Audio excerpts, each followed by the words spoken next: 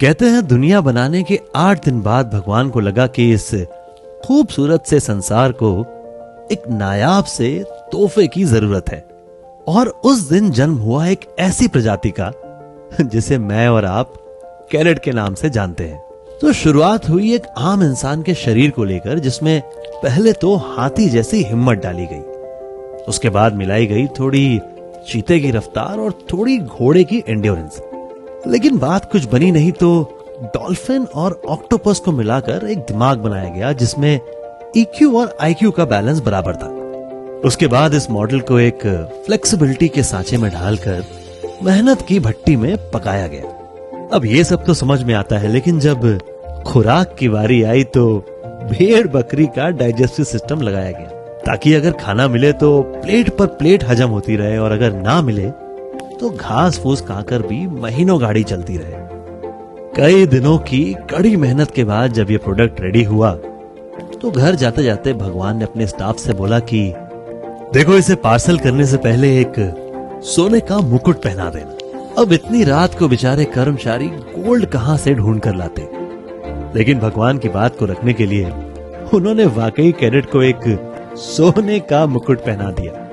अब अगर भगवान भी चाहे तो कैरेट से उसकी सोने की शक्ति नहीं छीन सकते।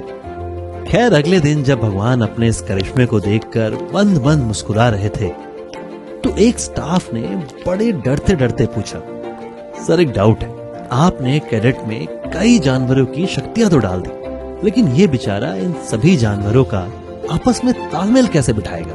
भगवान ने उसी मंद मुस्कान के साथ जवाब दिया, बड़ी आसानी से कर लेगा, क्योंकि जिगर इसे मैंने शेर का दिया है। ये शानदार जवाब सुनने के बाद पूरी सभा तालियों की गड़गड़ाहट से गूंजने लगी, लेकिन प्रोडक्शन टीम हेड कुछ चिंतित नजर आ रहे थे। भगवान ने सबको शांत कराकर उनकी तरफ इशारा करके पूछा कि क्या मैं आपकी चिंता का विषय जान सकता हूं?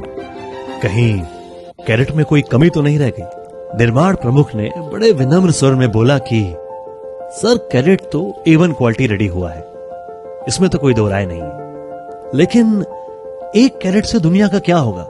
हमें तो ऐसे सैकड़ों हजारों चाहिए होंगे। अब आपको तो पता है कि एक कैरेट बनाने में पसीने छूट गए, ऐसा एक और बनाने जाएंगे तो कमर ही टूट जाएगी।